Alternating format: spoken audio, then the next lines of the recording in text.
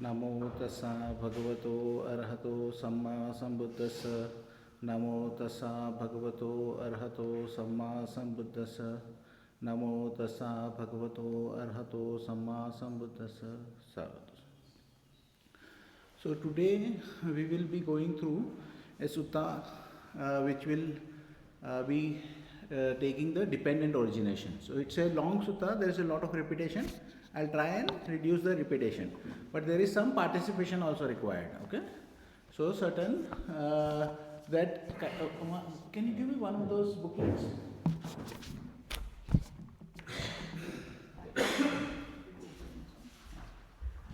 So you see that in the end of this booklet there is a chart which is there, dependent origination chart. So this will be used. Okay.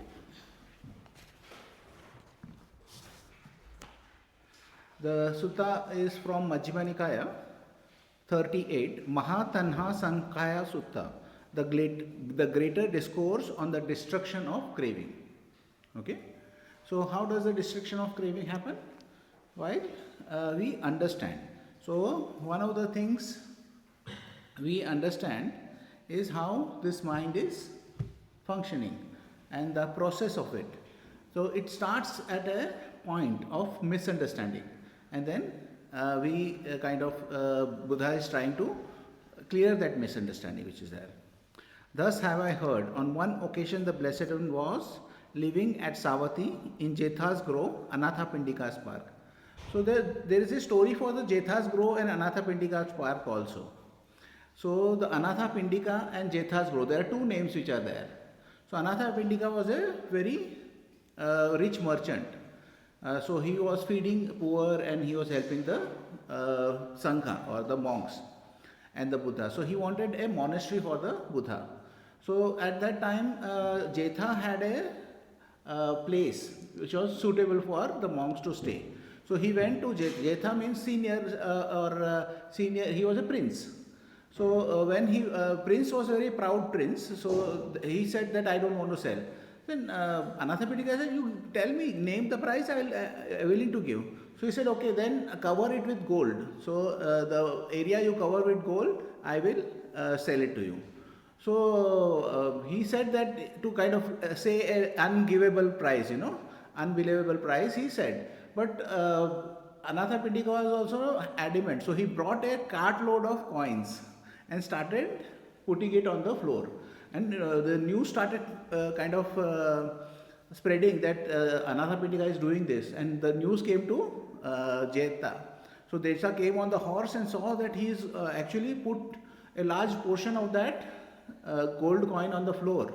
So he said, why are you doing this? You are putting so he said, that is that much important to me for the Buddha. So he said, okay, the amount of coins you have put on the floor, that I sell to you. The remaining area I donate. So that's the reason there are two names for this park, Jetha's Grove, Anathapindika's park. So both have basically donated in collaboration. Now on that occasion a pernicious view had arisen in a student named Sāti. So the Bhikkhu Sāti which was there had a wrong view and a hurtful view which would hurt him or damage him. So that kind of a view he had developed. As I understand the Dhamma taught by the Blessed One, it is this same consciousness that runs and wanders through the world, through the round of rebirths, not another. So now he had a concept of consciousness, that consciousness is fixed and it is going through the samsara, like from one life to another life. This is the same, unchanging. So he has a concept of permanency. Okay, the basic thing is that he is thinking something is permanent. So then several bhikkhus having heard about this went to the Bhikkhu Sāti and asked him, friend Sāti, is it true that such a pernicious view has arisen in you? Exactly so, friends. So he is adamant on that it is the way it is.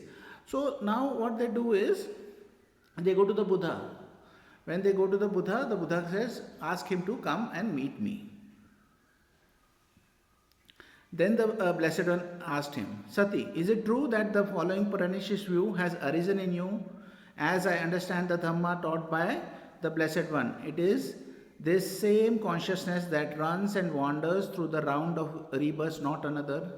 Exactly so, sir. Venerable Sir, as I understand the Dhamma taught by the Blessed One, it is this same consciousness that runs and wanders through the round of rebirths, not another. What is that consciousness, Sati? Venerable Sir, it is that which speaks and feels and experiences here and there the result of good and bad karma. So now he is giving a personal, he is making consciousness personal. He is making into an entity, consciousness. And because he is making it into a consciousness, he is saying that that is what he is enjoying or experiencing the good and bad karma. So then the Buddha says misguided man. So now misguided man is a very strong words by the Buddha. Because if you are well guided, you go to Nibbana. If you are misguided, you go to the wrong path. To whom have you ever heard me teach the Dhamma in that way? Misguided man, have I not stated in many ways consciousness to be dependently arisen, since without a condition there is no origination of consciousness? So the Buddha is saying the consciousness is also dependently origin. So it is also not independent. Based on causes and condition, consciousness arises. But you, misguided man, have misrepresented us by your wrong grasp and injured yourself and stored up much demerit. For this will lead to your harm and suffering for a long time. Then the Blessed One addressed the students thus: Students, what do you think? Has this Bhikkhu Sati, son of a fisherman, kindled even a spark of wisdom in this Dhamma and discipline? How could he, Venerable Sir? No, Venerable Sir. So they also agree that he is in the wrong path. He has not understood the teaching as it has to be understood. When this was said, the student Sati, son of a fisherman, sat dismayed with shoulders drooping and head down, glum and without response. Then, knowing this, the Blessed One told him, Misguided man, you will be recognized by your own pernicious view. I shall question the students on this matter.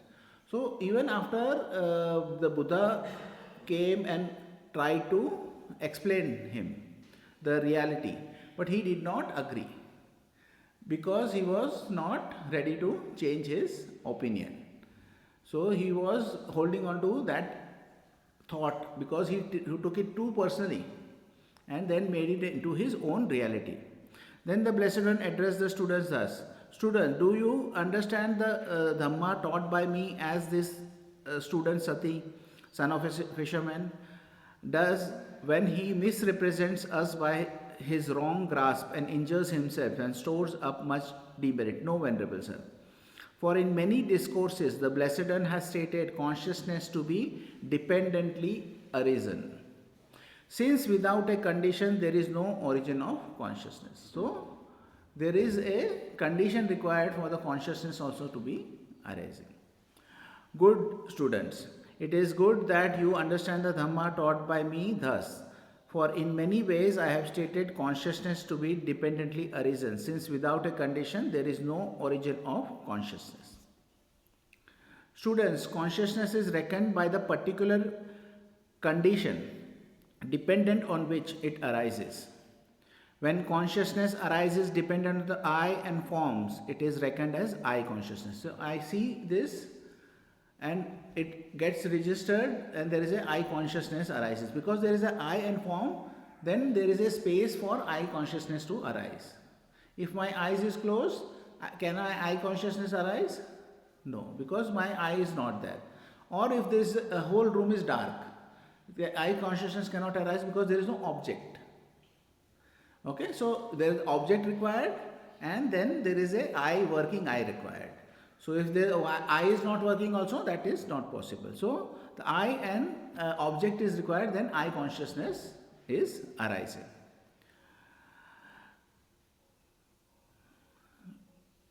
When consciousness arises dependent on the I and forms, it is reckoned as I consciousness. When consciousness arises dependent on the ear and sounds, it is reckoned as ear consciousness. So it is ear and the sounds. In the same way, nose and the odors, tongue and the flavors, something tactile and the hand or the body. So based on that it arises, and then there is mind, and mind object is there, then there is a thoughts are there, mind objects.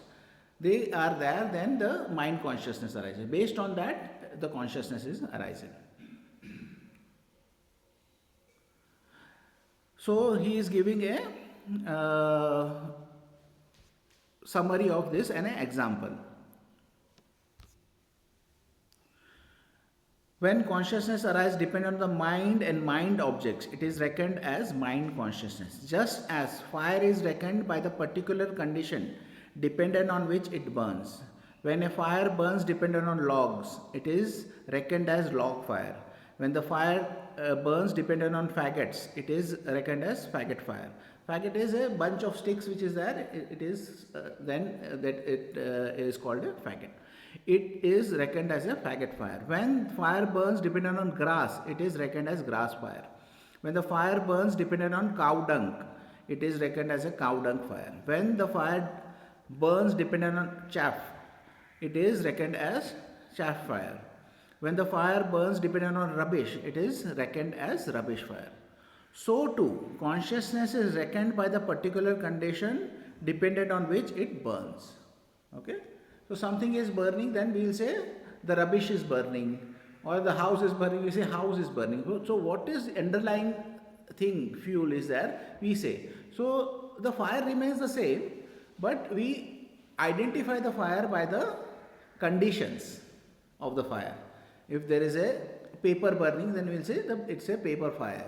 So that is how we name this. That's the same reason we name the consciousness also. It is based on eye, ear, nose, tongue, body and mind. So based on that we name it.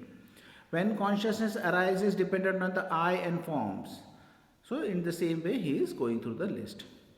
Student, do you see this has come to be? So he is asking direct question that do you see this? Yes, Venerable Sir. Students, do you see its origination occurs with that as nutriment? See, it origins occurs with nutriment is food. So for the eye consciousness, nutriment will be the eye and the forms. If this fuel is not there, then eye consciousness does not have the energy to come into being. So that as a nutriment. Yes, Venerable Sir. Students, do you see cessation of that nutriment? What has come to be is subject to cessation. So if there is no light or no objects, or there is no eye, then there is the fuel for the consciousness is not there. Then when the fuel is not there, that ceases. So that means that everything which is there is dependent on certain things, and when you take away that thing, it can cease. That's the reason 6R is possible. Okay? Because 6R is possible, then we are not bound by whatever is arising in our mind. We are not kind of enslaved. We have no fixed destiny in that sense. We can make our destiny because we have an ability to intervene in the process. If we did not have any ability to intervene, then there is no Buddha also possible. There is no holy life possible. There is no escape possible. There is no improvement possible. So that is how you can see this. But then he questions them again and again. Okay, students, does doubt arise when one is uncertain thus? Has this come to be? So if you are not certain, will doubt arise? So he said yes, doubt will arise. When I am uncertain, then doubt is arising. Students, is doubt abandoned in one who sees as it is actually? So I will read it once again. Student, is doubt abandoned in one who sees as it actually is with proper wisdom? If you are seeing with proper wisdom, that is in meditation. Okay? When you are seeing in meditation that there are certain things arising, not being there, it comes into being, being there, it vanishes. Then you see that all these things which is happening, or when you are doing walking meditation, or when you are in your life, we notice the things which are happening. Now we are noticing things in with the context of the meditation. in the context of impermanence, in context of impersonality, in context of the resistance or dukkha. So when you are seeing all these things, then you are able to see that, oh, this is how it is happening. So he is saying that with proper wisdom, are you seeing it? This has come to be. Yes, Venerable Sir. Students, are you thus free from doubt here? This has come to be. Now, who is free from doubt? When at a level of understanding you are able to clearly see and understand, then you are free from doubt. Okay? One way of saying the person is free from doubt is also an arahant. An arahant who is there, a fully awakened person, has no doubts because he has full understanding. So one way of understanding, but over here it is the practice. In practice, are you free from doubts? So he says, yes, Venerable Sir, we are free from doubt. Student, has it been seen well by you as it actually is with proper wisdom thus? This has come to be. So have you actually seen it in your practice? In your meditation, have you seen it? This. So he says, yes, Venerable Sir, we have seen this thing which is there. So it can be a very small thing, like your mind is quiet and then a thought pops up. As soon as the thought pops up, you see that I had nothing to do with the thought popping up in my head. Just if you see that, then you see that based on cause and condition, the thought has popped up. As soon as you relax and 6 hours there, and the thought goes away. Then you see that the nutriment which was the attention has been removed. As soon as the attention is removed, it is gone. So then also you can see with proper wisdom that this is the way it is. Students, purified and bright as this view is. Or I'll just reread the full thing once again. Yes, Venerable Sir. Student, has it been seen well by you as it actually is with proper wisdom thus? Its origination occurs with that as nutriment. Yes, Venerable Sir. Student, has it been seen well by you as it actually is with proper wisdom thus? With the cessation of that nutriment, what has come to be is subject to cessation. Yes, Venerable Sir. So, everything is subject to nutriment.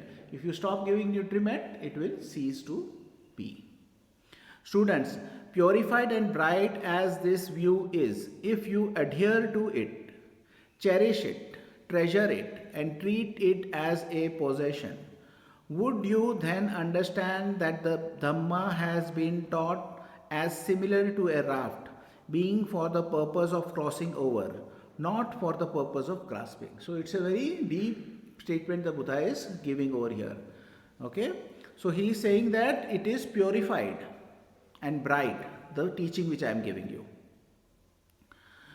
As this view is, if you adhere to it, cherish it and treasure it.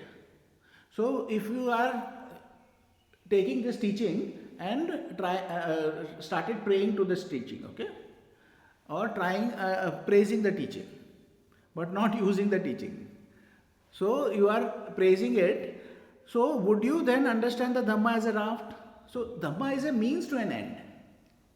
The teaching is a means to an end. Okay? The means is that you are in suffering or you are in ignorance. And where you want to go is where there is no suffering and there is no ignorance.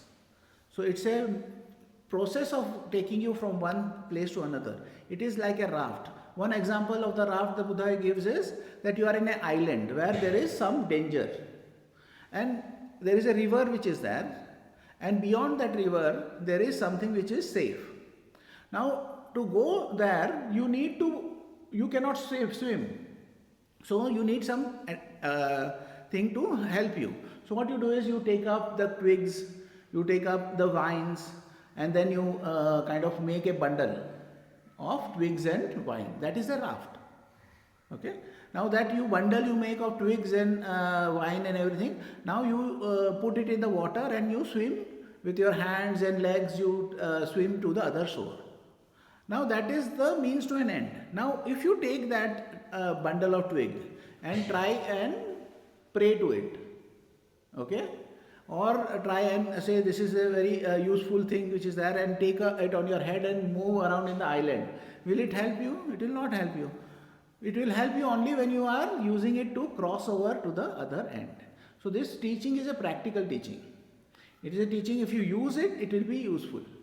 If you don't use it, then that is not of any use, because you can pray to it, you can kind of praise it, or be kind of treasure it, cherish it, treat it as a possession. Because some people are scholars, they are reading, and they are reading many, they are making degrees and everything. But what they don't understand is the core value of the teaching. They are the same thing. They have greed, they have aversion, they have delusion, they want to have possession. So that is the human nature. You can be a scholar or a PhD in the Buddhist studies, but that does not mean anything, because the practicality is what is the Buddha saying, that what is practical. So that is how you have to use. Would you then understand the Dhamma has been taught as similar to a raft, being for the purpose of crossing over, not for the purpose of grasping? No, Venerable Sir. So they said they will not understand if we are using it and cherishing it, and as a possession we are using it, then we will not understanding it as a raft. Students, purified and bright as this view is, if you do not adhere to it, cherish it, treasure it, and treat it as a possession, would you then understand that the Dhamma has been taught as similar to a raft, being for the purpose of crossing over, not for the purpose of grasping? Yes, Venerable Sir. So if you are using it, that is the benefit of it is. Nutriment and dependent origination. Students, there are these 4 kinds of nutriment for the maintenance of being that already have come to be, and for the support of those about to come to be. About to come to be are the beings which are also referred to as Gandhabha. So there is this concept of Gandhabha. This is given in this sutta and one other sutta. It is very rarely spoken about. So it is any being who are expectant to be again born as human being is there. So there are, but there are other beings also. In the cosmos of the Buddha, there are ghost realms, there are animal realms, then there is hell realm. Then above there are Deva realms, Brahma realms, and there is Arupa Jana realms. So that is different places where you go based on your karmic energy which is there. You are going through this whole cycle again and again. And everybody has gone through every cycle. Everybody has been everywhere. So nobody has not gone or been a Brahma or not been in Arupa Loka or something like that. Everybody has been. So we have been in the samsara for so long that everybody has experienced everything. So if you consider any profession, you have been in that profession. If you consider any job, you have already done that job. So that is how one of the things about infinite universes or parallel universes, or the concept it comes. So that is the same thing, because if you have lived infinite lifestyle, it is near infinite, it is not absolute infinite. So Buddha does not talk about infinity, but he's talking about near infinity. So that is how it is. Students, there are these 4 kinds of nutriment. They are physical food as nutriment. Physical food is what we have. Dal, roti, sabji, all those things. Gross and subtle. Gross is what we are having. Subtle is what have Deva realms have. So there are Deva realms, when they have food, those food is subtle because they have subtle body. Contact as the second. So contact is also coming in our understanding. So we see that in the other also the contact, feeling, perception, all these things was mentioned. In MN 111, we went through that contact, feeling, perception, decision, all that was there. So contact is the second. Mental volition as the third, and consciousness as the fourth. So all these are nutriments. So we saw that this is also a nutriment, and based on conditions those nutriment come into being, and if based on the condition you can make them go away also. Now student, these 4 kinds of nutriment have what as their source, what as their origin, from what are they born. So this nutriment which is there, the fuel for the samsara which is there, okay. If you consider these 4 nutriments, is the whole fuel for the samsara, the whole fuel of all these things which is moving around in this samsara, in this cosmos, everything moving around is moving because of fuel. Without energy, nothing happens. So star is working on energy, the earth is there based on energy, okay? Everything is based on energy. So this whole thing is working on energy. Now this whole thing, what is the origin of that? From what are they born and produced? These four kinds of nutriments have craving as their source. Craving as their origin. They are born, produced from craving. And this craving has what as its source? So now this craving is there, so craving has also a source. Okay? Craving has feeling as its source. So when there is feeling, only then there is craving. We'll go in detail. First we'll go through this whole process. Craving has feeling as its source, and this feeling has what as its source? Feeling has contact as its source. And this contact has what as its source? Contact has six-fold base as its source. And this six-fold base has what as its source? Six-fold base has mentality-materiality as its source. And this mentality-materiality has what as its source? Mentality-materiality has consciousness as its source. And this consciousness has what as its source? Consciousness has formations as its source. And these formations have what as their source? What as their origin? From what are they born and produced? Formations have ignorance as their source. Ignorance as their origin. They are born and produced from ignorance. Ignorance also has a source, but the Buddha is not going through that process now. In another sutta which is the Buddha is explaining, we will explain later because this is a very long sutta. So we will go through the whole dependent origination once again. Okay. So you have to just look at the chart, okay? So ignorance, what is ignorance? Ignorance is not knowing. Not knowing what? Not knowing the Four Noble Truths. The Four Noble Truths is, there is the dukkha is there, okay? There is a reason for the dukkha. There is a cessation of the dukkha, and there is a way to reach the cessation of the dukkha. The reason for the dukkha is craving. And the cessation of the dukkha happens with the cessation of craving.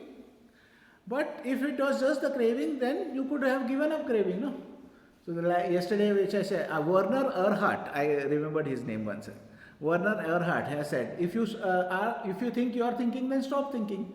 If you have craving, then stop craving. But there is a method to reach the stopping of craving. That is called the Eightfold Path. Okay? We will go through the Eightfold Path also. We will take a sutta for Eightfold Path.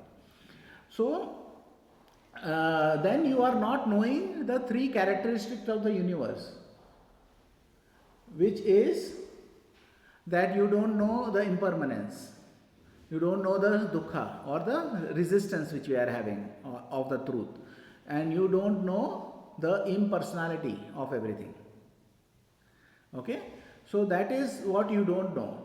So then you don't know the dependent origination. Okay? Dependent origination is also something, but in the Four Noble Truths we can fit in all the 12 steps which we are going to go through in the Four Noble Truths also. You can say there is ignorance, there is a reason for the ignorance, there is a cessation of the ignorance, and there is a way leading to the cessation of ignorance. Okay? There is formations, there is a cessation of formations, there is a reason for the formation, there is a cessation of the formation, there is a way leading to the cessation of formations. So everything can be put in the Four Noble Truths. Okay? Four Noble Truths is the explaining of the problem, the reason for the problem, the solution, and how to reach the solution. So it is a problem solution method. Yes? You have a question?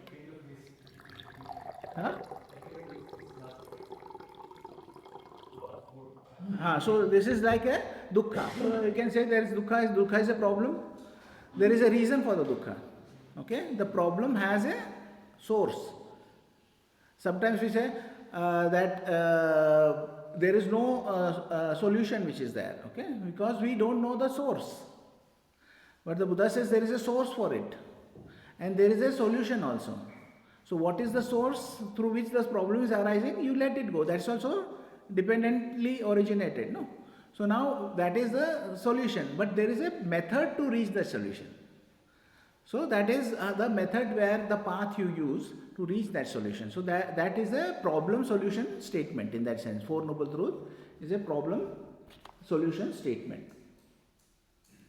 Formations are body, speech and mind. Okay, what you do with the body, with the speech and mind, that are the actions we make. Whatever actions we make, if we are making because of ignorance, then it is causing problems. Okay, so for that is dependent on the consciousness. So if a person is not conscious, they cannot make any body, speech and mind, any actions cannot be possible, no. But for the consciousness to be there has to be a mentality-materiality.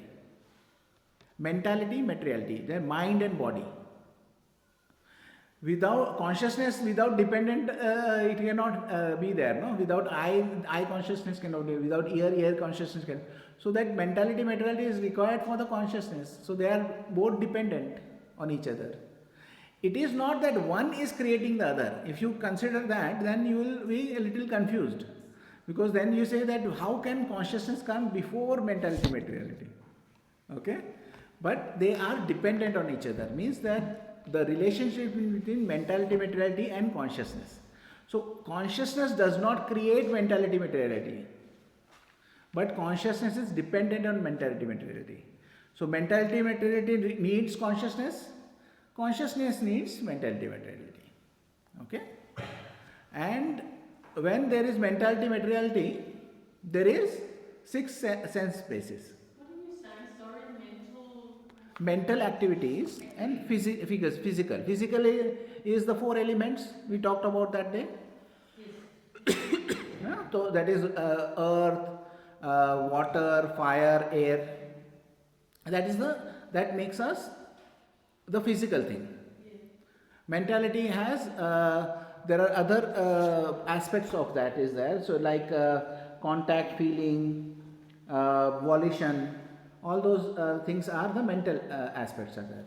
Can I just, so I'm a little confused because, and I'm probably all over the place, but to my way of thinking, consciousness, we need to be conscious before, so is that consciousness different to the I consciousness? No.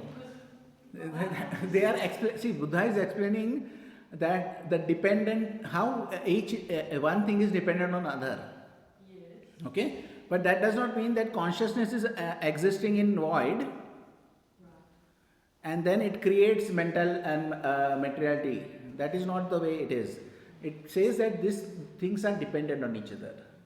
Okay, so mentality materiality needs consciousness. Consciousness needs mentality materiality. So they are co-dependent. Like one simple example, there is a grass bales are there. So now two grass bales are put on each other. Now if one goes, other also goes. So that's how we have to look at it. So there is consciousness is there, is dependent on mentality materiality. Okay, when the mentality materiality is there, it is dependent on six sense base. Six sense base cannot be there with mentality without mentality materiality. If mentality materiality is there, six sense bases is there. You're saying mentality. Mental activity. Mental activity. A physical thing. That's the word. Physicality.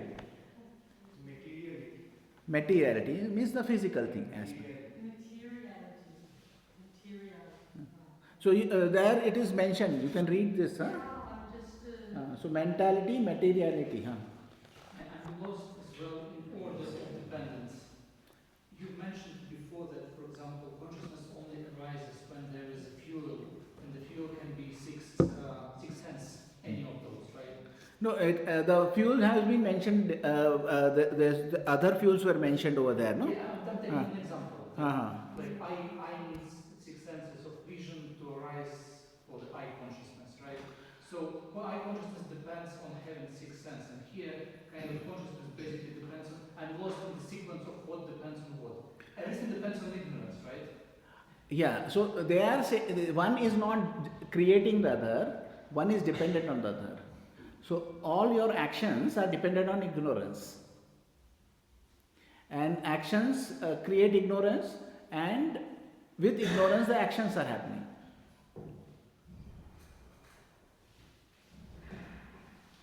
Okay? Your actions which are there are dependent. But if you don't have consciousness, there cannot be actions. So actions are dependent on consciousness. And consciousness cannot be there, means if the consciousness and actions which are there are also codependent. And consciousness and mental and physicality or materiality are also codependent. So this is a dependently originated. One is not creating the other. One is dependent on the other. Okay? So now when the mentality and materiality is there, the 6 sense bases are there. Okay? So 6 sense bases and materiality are codependent. When there is Mentality, can you just define that? What do you mean by mentality? mentality is like contact is there, feeling is there, volition. All those are mental activities. The feelings. Feelings is there, contact is there. All that is happening are mental activities. And materiality is the senses. No. Materiality is just the physicality of the 4 elements which are there. Like the fire, the earth element, the water element, the fire element, the air element. Now these 4 elements can also be seen as nature. Earth can be seen as solidity. So this has earth solidity. Okay? So it has earth element. Now this has also water element. If I this has moisture. If this does not have moisture, it would be a kind of a powder. Okay? So this is something which is there, has a cohesion. Okay? That water provides. There is a flow also. If you in circumstances you kind of burn this, there will be some kind of liquid also over here. Okay? It will flow. Now there is fire. So if you burn this will burn also. Even if you can burn steel. Okay? Even the tungsten which is there, it can be burnt in right temperature, it will become, it will burn. And then air. So everything can also have the air element. So that is a mixture of all that elements which are there. We can see that it is whatever physical things are there are based on that nature of things.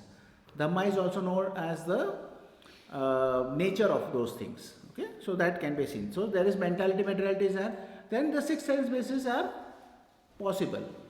When there are 6 sense bases are there, they are dependent on the contact. Then the contact is there. So if there are I, then there is a I, there is a object and I consciousness. Then contact is possible. When there is a contact, there is a feeling. Feeling can be 3 types. Feeling is not emotion. Feeling is a sensation, and this is not a physical sensation, it's a mental sensation. That sensation is painful, pleasant, neither painful nor pleasant. So when that feeling is there, based on that, there is perception also. Based on that, there is craving. I like it, I don't like it. Based on the craving, there is a clinging. Clinging is all the justification of why I like it, why I don't like it. I go around and I see a sign, ice cream shop. Then my mind, I have a pleasant feeling, or I may have a unpleasant feeling also. Some people don't like sweet. My friend who is there, he just cannot eat sweets. So even if he once I said, how can that be that you don't like sweets? He said, no, I just cannot eat sweets. So he said he just put some grains of sugar on his tongue, and there was blood droplets came on his tongue. He just could not eat. He hated sweets so much. So he could not eat sweets. But I like sweet a lot. I have reluctantly kind of relinquished sweets, but I am having a little bit laddus which Manjula ji brought. So I'm still having a little bit sweets. So, but that triggers, I like it. But then there is justification. After meals at least we should have something, a dessert, So then there is some justification why I like it.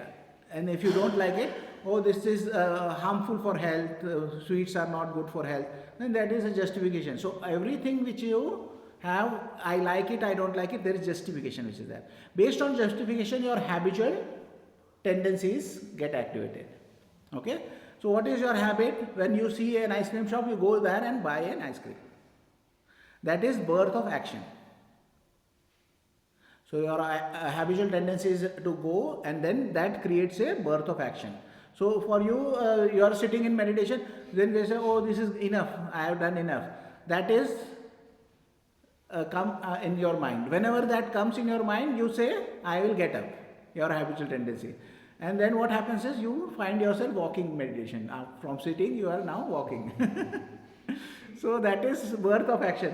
Now birth of action is there, then there is a death of action. Whatever starts, ends. So then you come back and again sit. Then another cycle starts. So in the same way, this is a continuous action, birthing and ending, birthing and.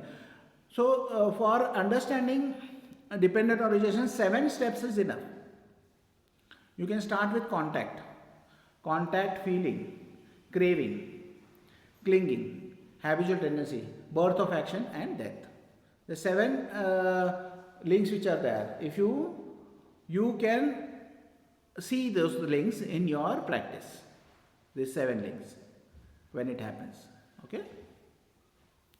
Sorry, can you repeat? This is contact, from contact till end. Contact, feeling, craving, clinging, habitual tendency, birth of action and death. So it's 6. So there is contact, feeling, craving, clinging, habitual tendencies, birth of action and death. Yes.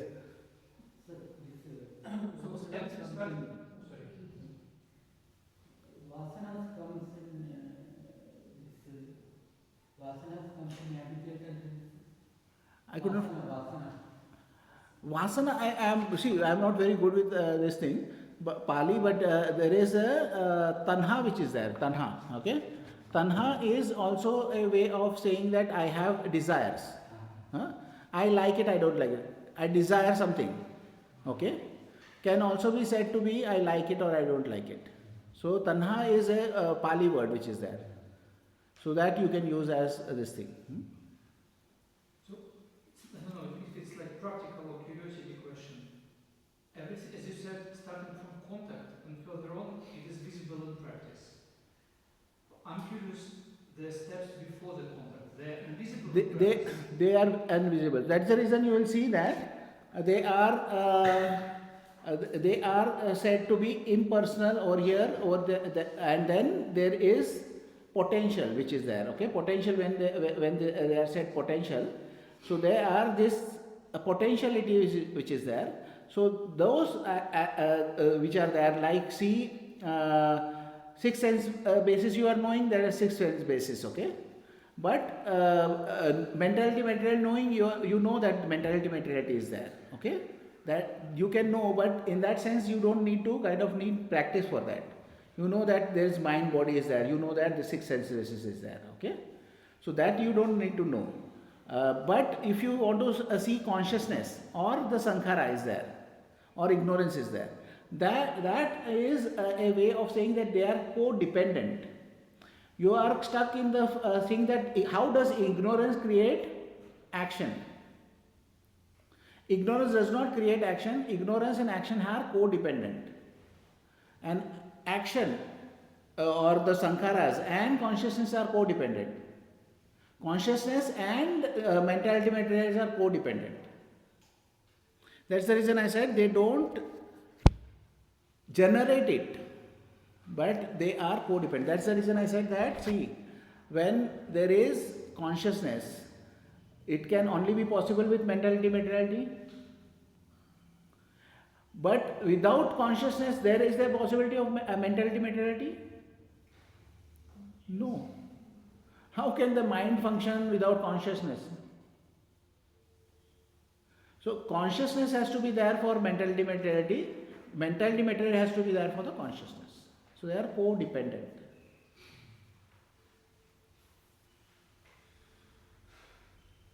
Okay? Just leave it at that.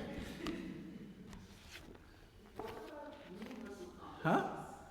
This concept of universal consciousness. So the consciousness. That's what the Buddha is saying, that don't go into concepts and philosophies, just see what is the practical range. So now when we are saying that, Buddha is saying that consciousness is just a process, and that process is dependent. And now in this dependent you can intervene the consciousness. Okay, that's just a universal consciousness, is a philosophy or concept. But now if I say I consciousness, you can see I consciousness working. I can close my eye consciousness now while talking to you. Okay, so I can just do that and know that I consciousness is not there now. So it is an immediate knowing of the thing. You don't need philosophy for that. Okay. So students, with ignorance as conditions, formations come to be. So I will say with formations and condition, you have to say the next thing. What comes to be? Consciousness. With consciousness as condition? Mentality-materiality. With mentality-materiality as condition? Sense doors. With six sense base as condition? Contact. With contact as condition? Feeling. With feeling as condition? Craving. With craving as condition? Clinging. With clinging as condition?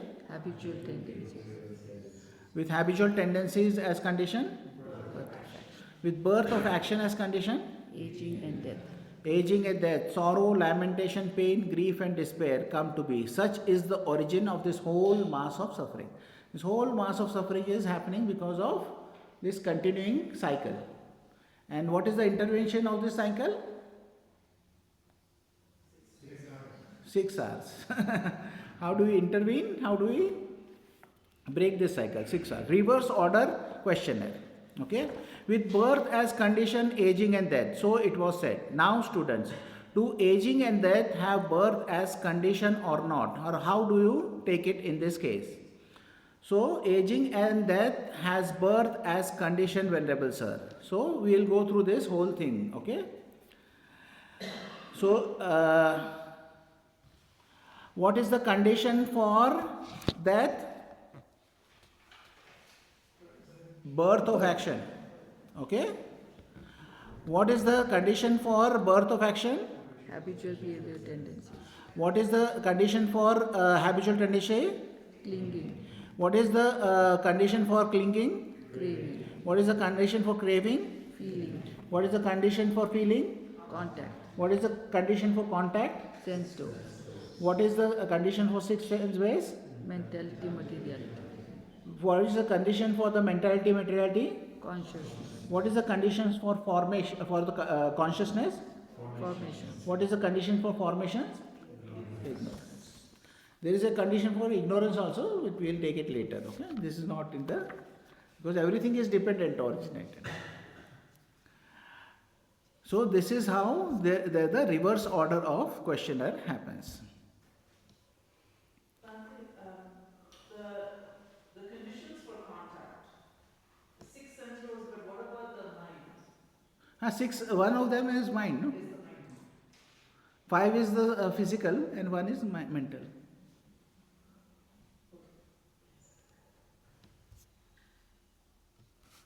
With ignorance as conditions, formation. So it was said. Now students, do formations have ignorance as condition or not? Or how do you take it in this case? Formations have ignorance as condition, Venerable Sir. Thus, we take it in this case. With ignorance as conditions, formations. So they go through the whole in the, this is called the backward. The one we went was forward, and then this is the backward kind of dependent origination. Good students. So you say thus, and I also say thus. When this exists, that comes to be. With the arising of this, that arises. So the Buddha is giving like a formula. Like somebody will give a formula for algorithm, no? This is an algorithm, which is the Buddha is saying that when this exists, that comes to be. With the arising of this, that arises. So this is dependent. So with this is dependent. If with how can we intervene in this? 6R. We 6R this, so that does not come. When this arises and we let go, that does not arise. You see that if this was not dependently originated, then there is no intervention possible. There is no 6R possible. Because it is dependently origination, we can stop the nutriment at any time and stop the process. Yes. Does the intervention or stopping happen in this life or after you die? You can see it in 3 ways. Okay. One is 3 life. Okay. So we say birth and all these things. You can say that is from the previous ignorance and formations and coming before birth. Okay. Then there is this life which is there, and then the death is there. So 3 birth or 3 lifetimes also you can see this dependent origination. One other dependent origination way of seeing it is like this. This is 100,000 rising and falling of the dependent origination cycle. But to see this, you will have to do 10 years of meditation practice to make your mind so concentrated that you are able to see this. But you see that not many people have 10 years for practice. So we can see this in a third manner, which is a middle path. It's in the present. So present is not this present moment. That is what would be 100,000 arising and passing away. That is the present moment. But this is in the present.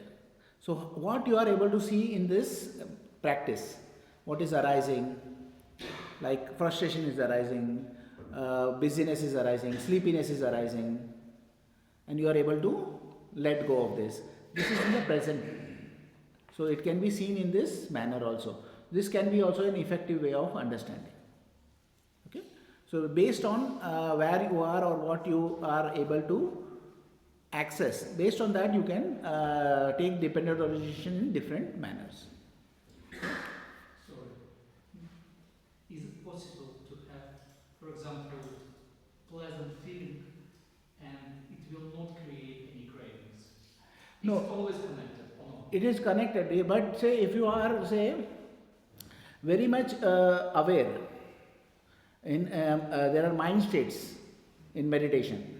If you are very much aware, as soon as the feeling happens, you are able to recognize it and release it over there. And then there will be no craving also. Yes?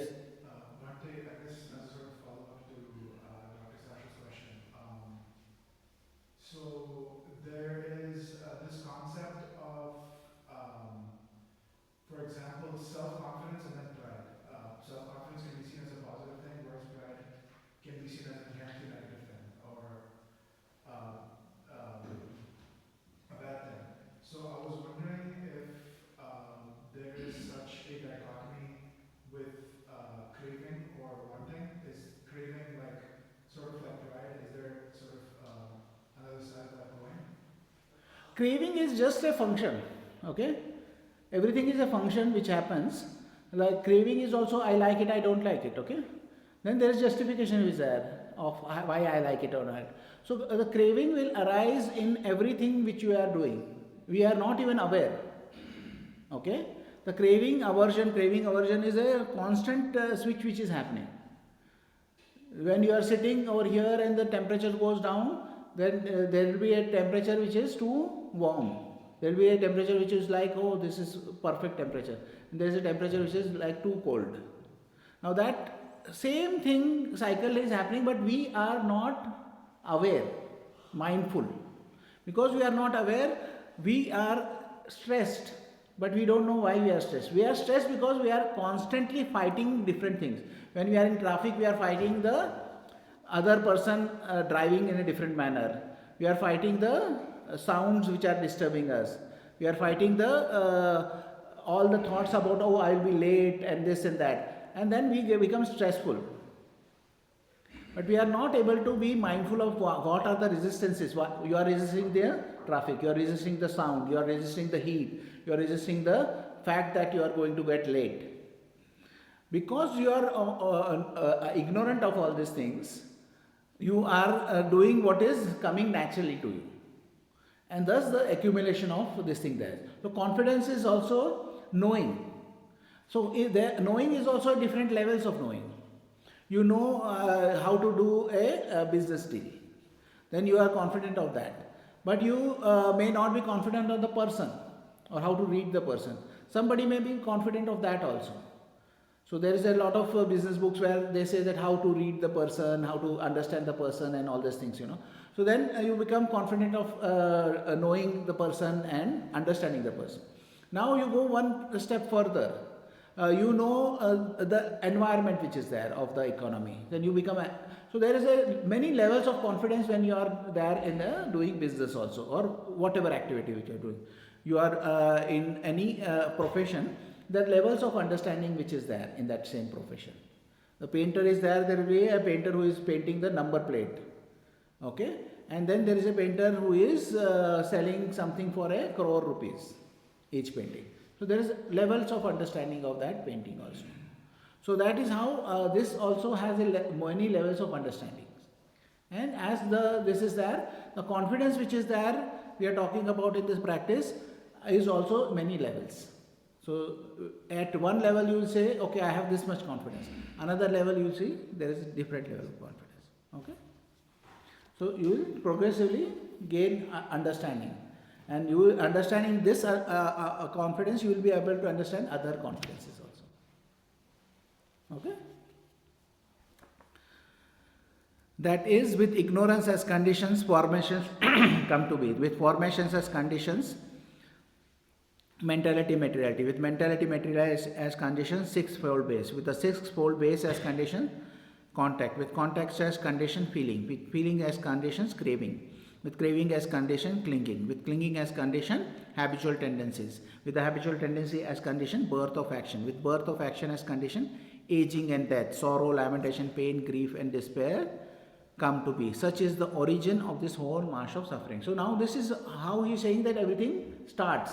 Origin of this all suffering. But now he is giving the solution. But with the remainderless fading away and cessation of ignorance. Means he is giving the ultimate solution.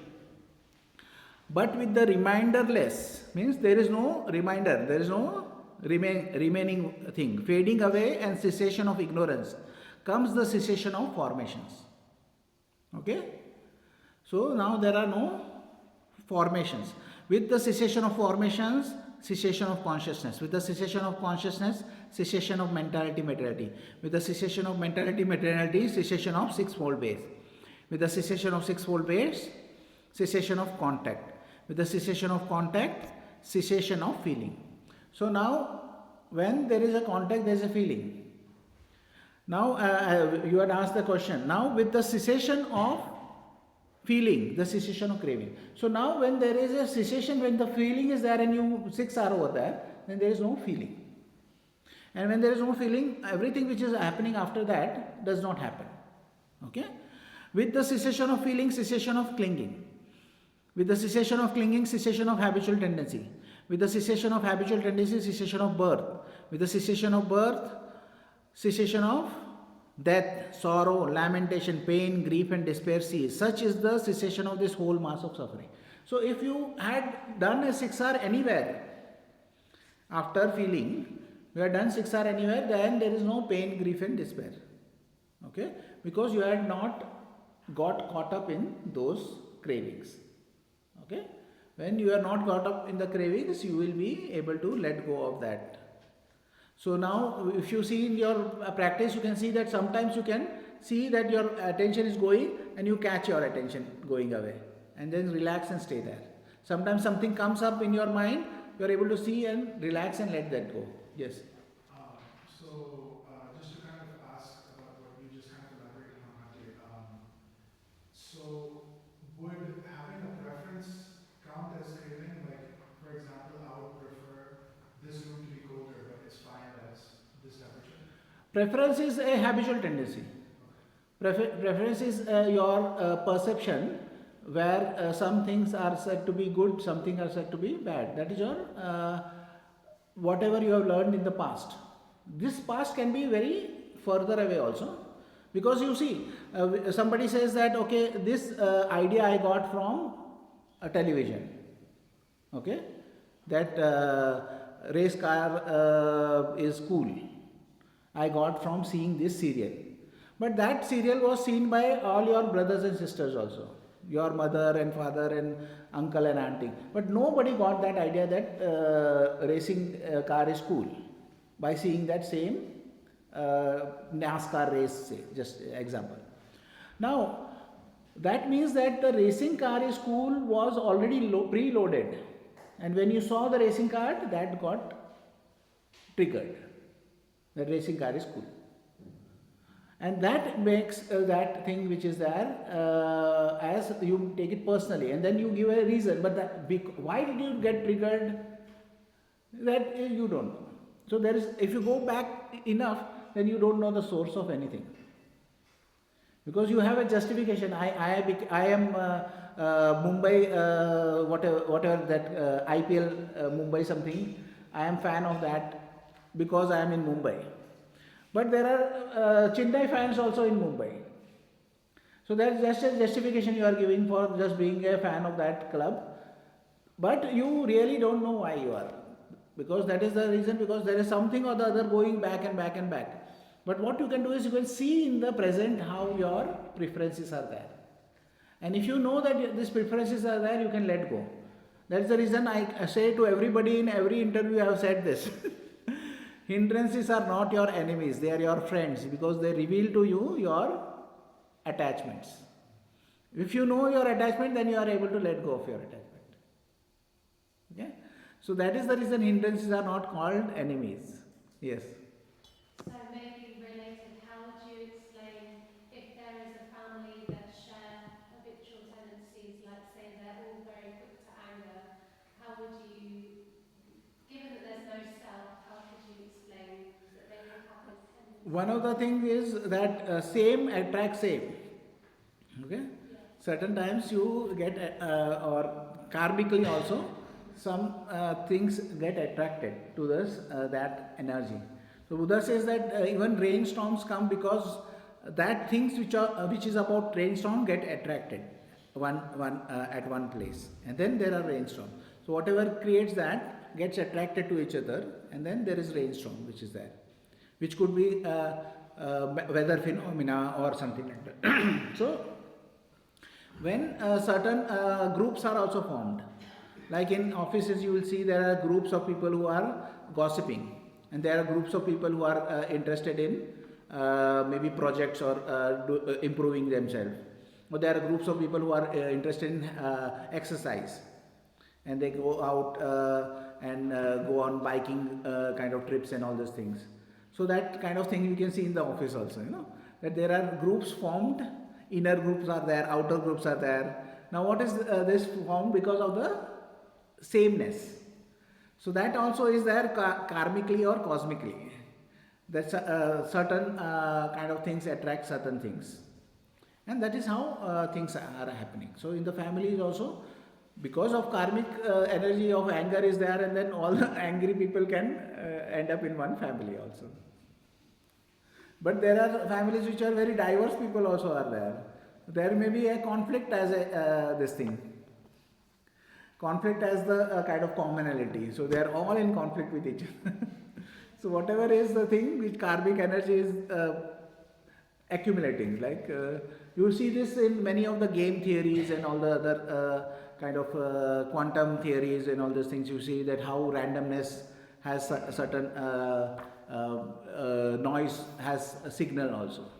So all these things, So this is a universal thing. It has happened because of causal and condition. So with the cessation of birth, cessation of aging and death. So it was said. So student, do aging and death cease with the cessation of birth or not? Or how do you take it in this case?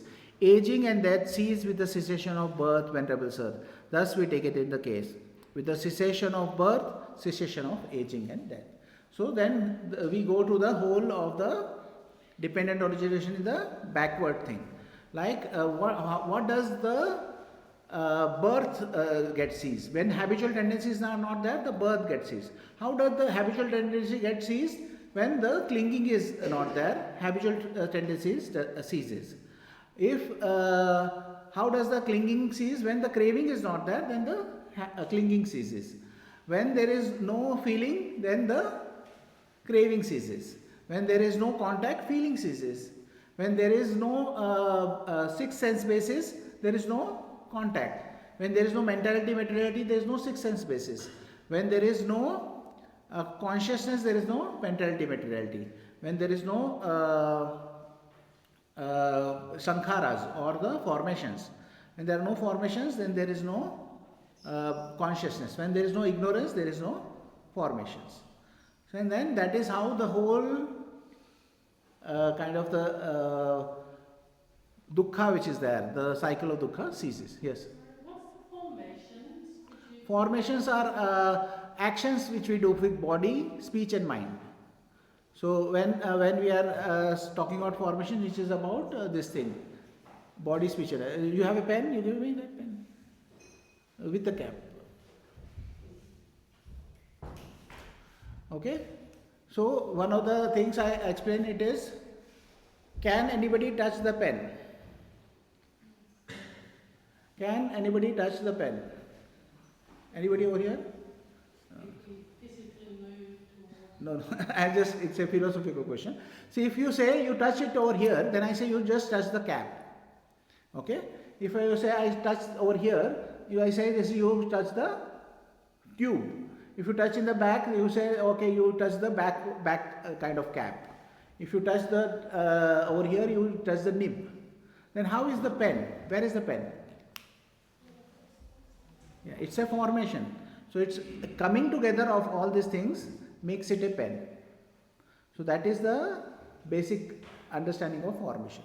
Formation is so there can be physical thing, but physical thing which happens is based on certain understanding. There is verbal formations. Now verbal formation happen based on certain things. There are mental formations which happens. It is based on certain things. But can these happen prior to consciousness? It is not prior or it is not before or after. It is showing the dependent relationship. It is not showing prior or after. That is why I think he is also stuck over there. He is saying this is before or after. It is not before or after. In this, they are both dependent. So ignorance is dependent on this actions, and action is also dependent on ignorance, which I will go later in because this is a big sutta, so I need time. Okay, you can take.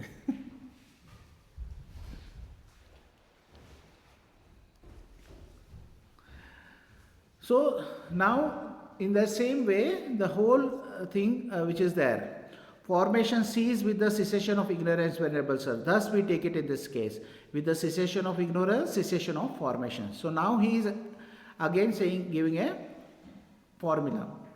Good students. So you say thus, and I also say thus, when this does not exist, that does not come to be. Or we can say, if this does not exist, this does not come to be. It's okay. It's just a grammatical thing. Some people say this, some say this, that. So if this does not exist, this does not come to be. If this does not arise, this does not exist. Okay? If this does not exist, or this does not arise, or this does not exist, this does not exist. So that is how the whole process is there. With the cessation of ignorance comes the cessation of formation. So if there is no ignorance is there, there is no formations. Now formations not there, being there means that actions which are dependent on ignorance are not there. Words or speech dependent on ignorance is not there. The thinking dependent on ignorance is not there. That does not mean that the person just vanishes. Because the Buddha was there 45 years after he became awakened. All his Arahant disciples were there. So, but their actions, words and speech and their thoughts were not dependent on ignorance. So that ceases. Okay. That does not mean that the whole thing ceases. But what happens is that there is no renewal which happens. Because the renewal of being happens based on craving. Because there is no ignorance, there is nothing to crave for. Because there is nothing to crave for, then all of them cease eventually. Okay? So, when there is no formations, there is the cessation of consciousness. When there is a cessation of consciousness, there is cessation of mentality-materiality. When there is cessation of mentality-materiality, there is cessation of the sixth sense basis.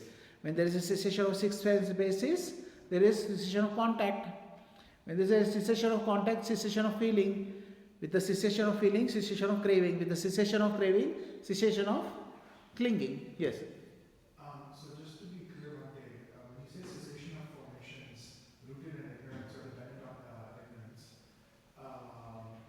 ignorance, does that mean that it's possible to have formations that are not then dependent on ignorance? Like, for example, you mentioned the Buddha's disciples' teachings, which, as you say, are not dependent on ignorance, but obviously have still been written down and survived. So at one point of time you can give up the ignorance, but this process or the energy which is there is already there, no?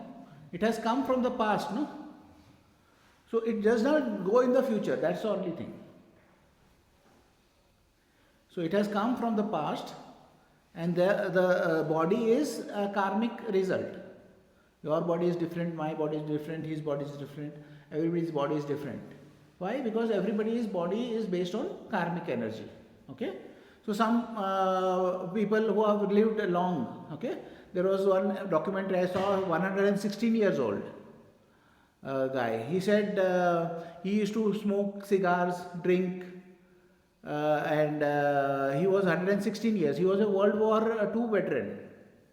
Then somebody asked him in that documentary, what is your secret of your long life?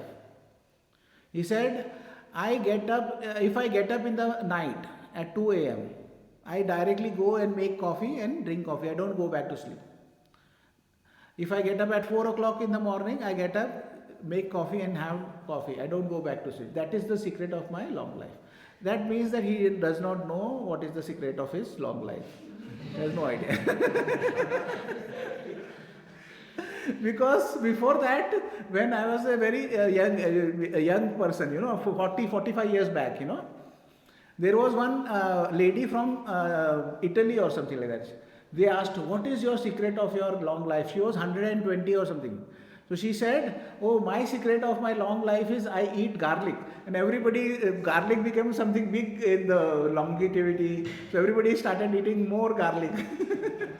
So then one of the jokes are also there on that. So somebody says that, what is your secret of your long life? So she said, oh, garlic. So then this interviewer says, why do you say it is a secret? So because if you have garlic, there is a bad breath which is there, no garlic breath. So I said, why do you say it is a secret? So that time they said it is garlic, but we don't know. She does not know what is the secret. There are people who have kind of drink, smoke, everything. There is one 99 years old or 100 years old person just now interviewed. 95 years old. I just saw Johnny Carson on the Johnny Carson show. It was an old clip. So I just saw that clip, and this guy was smoking cigars, and I said, oh, I smoke 15 to 20 cigars in a day. So Johnny Carson asking, what does your doctor say? Oh, my doctor is dead. So we don't know what is the reason for those things. So, but we can know that there is a cause and effect relationship with certain things. But definitely, if you eat good food and you kind of have exercise, your health will improve. You will feel better. There is a cause and effect relationship with that thing. Very rare cases will be that you will not have that benefit if you have good food and exercise, and it does not benefit you. So, but that is how this is there. So that is with the cessation of ignorance, the cessation of formation. So in the same way, the Buddha is going through the whole thing. So now the Buddha is asking questions which is very relevant to us. Okay, and this, if you understand this question, the line of questioning, many things will get clear. Okay, many questions will not come to you. Okay, this is a very important question. Students, knowing and seeing in this way, would you run back to the past thus? Were we in the past? Were we not in the past? What were we in the past? How were we in the past? Having been what? What did we become in the past? So what is the answer? No. Very good. No, Venerable Sir. So if you know the present very clearly, you know that past was also the same. What is happening in the present was happening in the past. Knowing and seeing in this way, would you run forward to the future thus? Shall we be in the future? Shall we not be in the future? What shall we be in the future? How shall we be in the future? Having been what? What shall we become in the future? What is the answer? No, Venerable Sir. Because what is happening in the present will happen in the future also. Okay? Because this which is happening in this present moment is the process. The process does not change.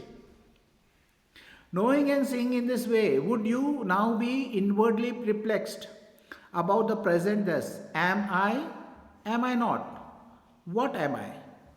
How am I? Where has this being come from? Where will it go? Will you have that questions? What am I? Where am I? No, Venerable Sir. So, in the present also, you will not have doubts. Because you are able to see the present as it is. As the reality is, you can see the present which is coming and going. So 6R is very important. Because when you are 6Ring, you are letting go of all these concepts and everything. So the Bhante, when it said that even a full stop is a concept. So it's a very profound thing. If you consider everything is a concept which is there. This cup, you can say mug, you can say this. The concept of this is itself also, the glass is there. It's considered different. If it was steel, it is considered tumbler. If it was made of steel, so it is made of glass. So all this is concept we are kind of accepting. Okay. So everything which is there, we are saying is there's a concept which is there. So when we are doing 6R, we are letting go of all this concept and seeing in what is there in the present, how something happening, how something arises, how something stays, how we are giving up. That is the current thing which is there. We are taking everything personally. So Buddha once said that the person was lamenting about his wife, children and wealth. So the Buddha says that you are saying that my wife, my wealth, my children, but you are not yourself. Athai athana nato. So you are not yourself. You don't own yourself. So why are you taking ownership of everything? So when we see that we have no ownership of our thoughts, we don't have any ownership of this body. Can we change the color of the hair on the wish? No. We have to use color or something like that. But that does not stay because that's also impermanent. Can we change our age? Can we change the height? No, we cannot. So we have no control over the body. Can we change the feeling which is there? If somebody pricks you with the pin, you will feel pleasure. Can you change that? No, you will feel pain whatever you do. Okay? You can't change your perception. You can't change the formations. You cannot change the consciousness. All of these are beyond you, and that is what you are made of.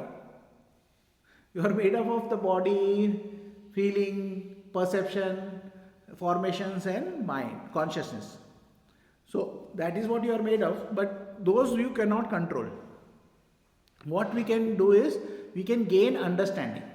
While we gain understanding, we stop creating trouble. We stop creating the resistance to the reality. If we stop creating resistance to reality, then what happens? You can accept everything.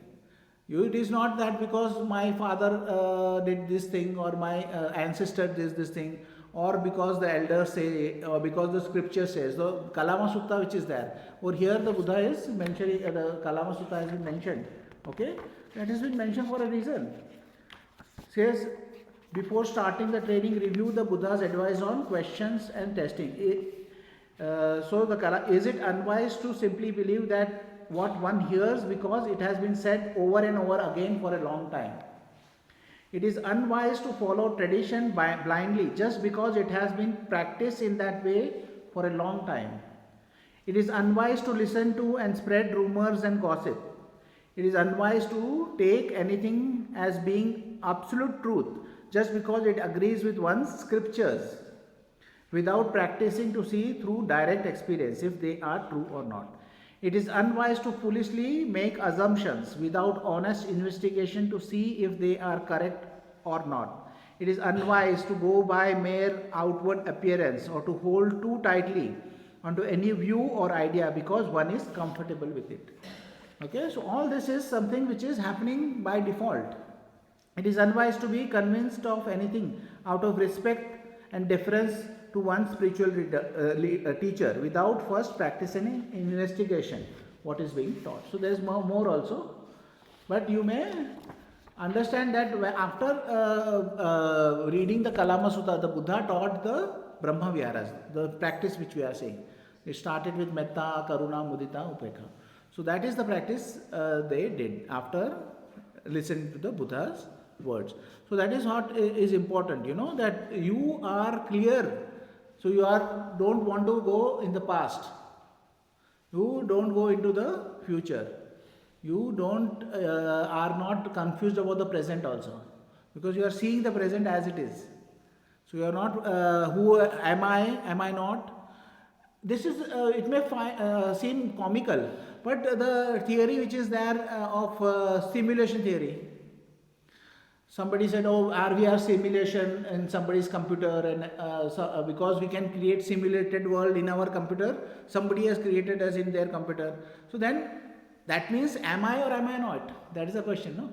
We think it is comical. 2500 years they were asking that question, and now also they are asking the same question, because they have no method to investigate the present. The Buddha gives a method to investigate in the present. What am I? How am I? Where has this being come from? So we also say, no, okay, I am here, but where did I come from? Okay, some people say we came from randomness. Some people say we came over here because something is there, but they don't know. Or we can create something in the lab, so this must be also something which is there. But we really don't know. Where has this being come from? Where will it go? So now when in the present also, it is that if I have come from something, I may have to go somewhere. So that concept of universal consciousness, I'll merge in universal consciousness. But that is also a concept which is there. And everything is there in the future. No? Future, you will go to heaven, hell, or something like that. But in the present, you are able to see. And that dependent origination is something which you can investigate in the present. So these 7 factors, 7 links which I said, that is possible for everybody. Student, knowing and seeing this way, would you speak thus? The teacher is respected by us.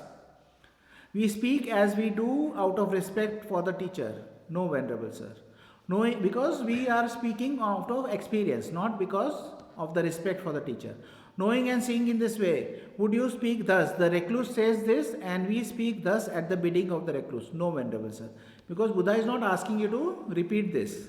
He is saying just depend on your experience. Knowing and seeing in this way, would you acknowledge another teacher? No, Venerable Sir. So another teacher means that you don't acknowledge any other outer source. So Bhante, my teacher, translated that you are your own teachers. Because you see and you learn. And he used to call himself as guides. So we are the guides. Myself and Manjula ji over here, we are guides. But you are your teacher because you are learning from seeing what you are seeing in your meditation. So you see in your meditation and you learn. So you are the teachers, true teachers. Knowing and seeing in this way, would you turn to observations? Observations are the kind of different kind of practices or manyatas, which we call over in India, tumultuous debates, fighting and debating others, auspicious signs of ordinary recluses and Brahmins, taking them as the core of the holy life. Core of the holy life means that rites and rituals which you are doing is a part, there is a part of our rites and rituals, but it is not the core of the practice. The core of the practice is what we are doing, meditation, we are understanding, contemplation and letting go. That is the core. It is not rites and rituals are a part of the practice, but it is not the core of the practice. Do you speak only of what you have known, seen and understood for yourself? Yes, Venerable Sir. So we speak only of what we know, see and experience. So what we know, see and experience, we are talking on the basis of that only. We are not talking theories or concepts or philosophies. Good students, so you have been guided by me with this Dhamma, which is visible here and now, immediately effective. So he is giving the qualities of the Dhamma, okay, the teaching or the truth, which is visible here and now. Visible here and now, because we can see this happening here and now. Why? One way of saying here and now is, if your mind has hindrances, you can see that your mind has hindrances. If your mind is without hindrances, you can see that mind is without hindrances. So you can see here and now. Correct or not? Yeah. So you can just see. You don't need time, no? You can just see here and now. You can see that my mind is restless, or my mind has sloth and torpor. So here and now you can see. Immediately effective. Immediately effective means as soon as you 6 hours, you can let that thing go. Your attention can move away. Immediately you can let that thing go. Because your awareness is there, you see this immediately effective. Inviting inspection. Inviting inspection, then if you experience this, then you can say to somebody, who come and see this. Ehi pasiko. Come see this and experience it. That how it happens, You see that in our registrations, we see what is the, how did they know about our retreat. And friends referral is the maximum. So friend, somebody has experienced and say, oh, we go and see, experience that. There something good is happening. So then inviting, onward leading, means as you do, you are going forward in your understanding. So you have more understanding than you had in the first day orientation, how much understanding you had. You have more understanding now. In this short period of 4 or 5 days, 4 days of practice actually, you have some more understanding. So it is onward leading, it is leading you forward. To be experienced by the wise for themselves. So you have to be wise and you can have to experience yourself. Okay? If you pay attention and you do that practice, then you experience it. If you don't pay attention, you don't do the practice, then you cannot experience it. Okay? For it was with reference to this that it has been said, students, that this Dhamma is visible here and now, immediately effective, inviting inspection, onward leading, to be experienced by the wise for themselves.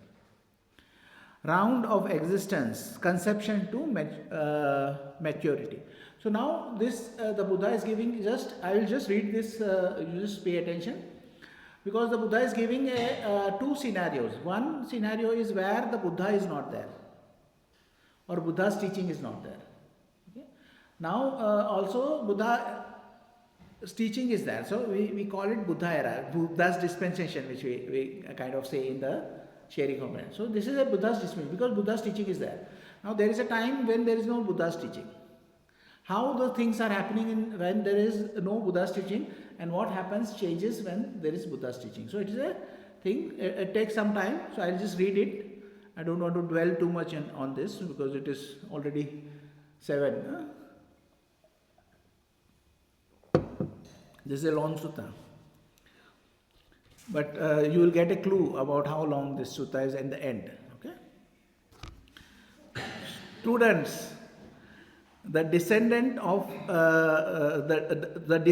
the embryo takes place through the union of 3 things. Here there is the union of mother and father, but the mother is not in season, and the Gandhabha is not present. Gandhabha is the going to be, the being about to be born. In this case, no descent of an embryo takes place. Here there is a union of mother and father, and the mother is in season, but the Gandhabha is not present. In this case too, no descent of the embryo takes place. When there is the union of mother and father, and the mother is in season, and the Gandhabha is present, through the union of these three things, the descent of the embryo takes place. The mother then carries the embryo in her womb for 9 or 10 months. 9 or 10 months because it is moon or sun calendar. With much anxiety as a heavy burden. Then at the end of the 9 or 10 months, the mother gives birth with much anxiety as a heavy burden. Then when the child is born, she nourishes it with the her own blood. For the mother's breast milk is called blood in the noble one's discipline. So in the Indian, I think, context, there is a lot of where they call the mother's mother is kind of with this blood kind of raises the child. You will see if you are watching Hindi movies, there will be always a dialogue where the mother says, "मैंने तुम्हें खून सींच के पाला है," something like that, you know. So that खून blood thing is there in the Indian context. When he grows up and his faculties mature, the child plays at such games as toy plows, tippy cat, somersaults, toy windmills, toy measures, toy cars, and toy bow and arrow. So they have a lot of toys at the disposal. Even in the Buddha's time, there were a lot of toys given to the. So now, if a child is there, then child will play with whatever the child gets interested in. Okay, so he is interested in color, he is interested in sound, he is interested in smell, taste, everything he puts it in mouth. He is interested in the kind of the texture of the toys. So he is interested in these 5 faculties. When he grows up and his faculties mature still further, the youth enjoys himself provided and endowed with the 5 codes of sensual pleasure, with the forms cognizable by the eye, sounds cognizable by the ear, odors cognizable by the nose, flavors cognizable by the tongue, tangibles cognizable by the body, that are wished for, desired, agreeable, likable, connected with sensual desire and provocative or lust. So when he matures, then he has different things his senses get involved in, of seeing maybe shows or TV or dancing and music and perfumes and good food and all the other things. On seeing a form with the eye, he lusts after it if it is pleasing. He dislikes it if it is unpleasing. He abides with mindfulness of the body unestablished. So there is no mindfulness because nobody is talking about mindfulness. So he has no mindfulness. With a limited mind. Limited mind is mind with hindrances. So he has mind which has hindrances. And he does not understand as it actually is, deliverance of mind and deliverance by wisdom. So he does not have any escape or does not understand.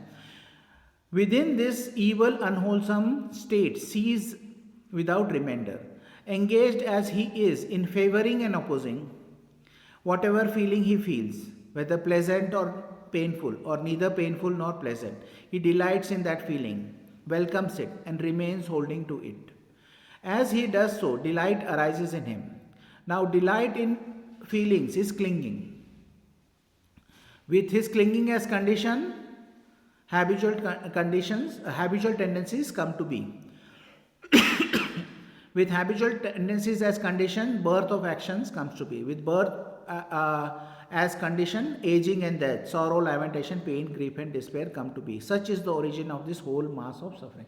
So now this can be said to be in the 3 lifetimes, as he was talking about. Ang was talking about 3 lifetimes. So now we can say that there is craving, there is clinging, there is habitual tendencies, there is birth, and then there is death. So now in this cycle he has passed away. So he has come to the being. He has 5 senses and he is engaged in 5 senses, and then he passes away. Because he does not understand, because there is no mindfulness. There is no mindfulness, so he does not understand. He does not understand, then he just does that, favoring and opposing, and he ends his life. So, on hearing the sound with the ear, on smelling an odor with the nose, with tasting a flavor with the tongue, on touching a tangible with the body, on cognizing a mind object with the mind, he lusts after it if it is pleasing. He dislikes it if it is unpleasing.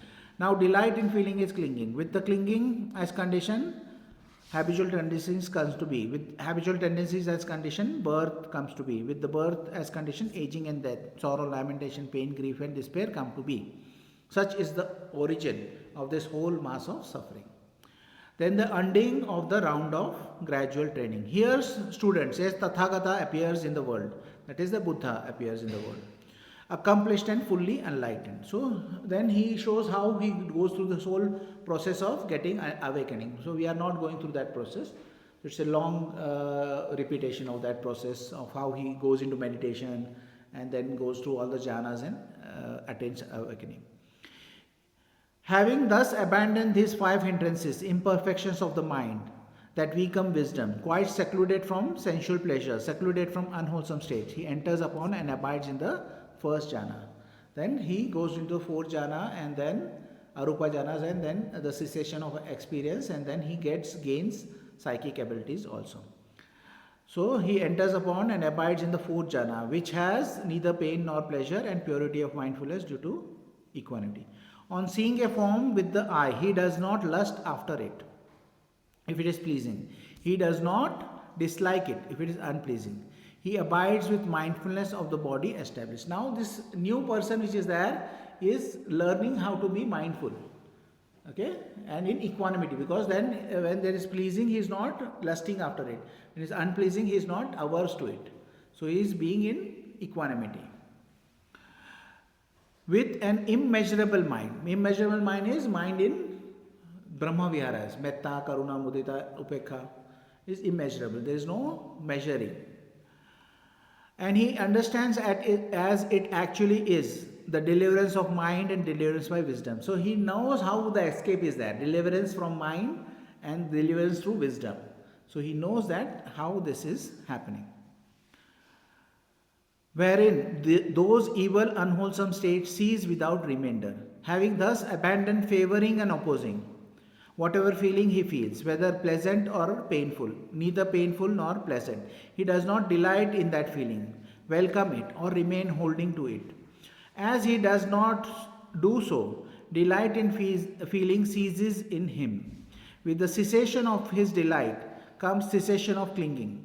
With the cessation of clinging, cessation of habitual tendencies. With the cessation of habitual tendencies, cessation of birth. With the cessation of birth, cessation of aging and death. Sorrow, lamentation, pain, grief and despair cease.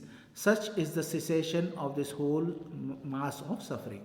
So on hearing a sound, on smelling something, tasting something, touching something, thinking something, he lets go of everything. And because he lets go of everything and is in balance with everything, he is not creating any kind of suffering. Yes.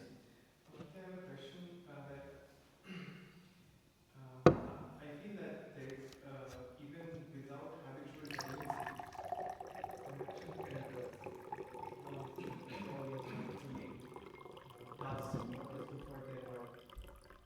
for example, one is feeling hungry and to just to end the hunger they eat healthy food or whatever, and they do not end up maybe eating something. It is not about wholesome and unwholesome.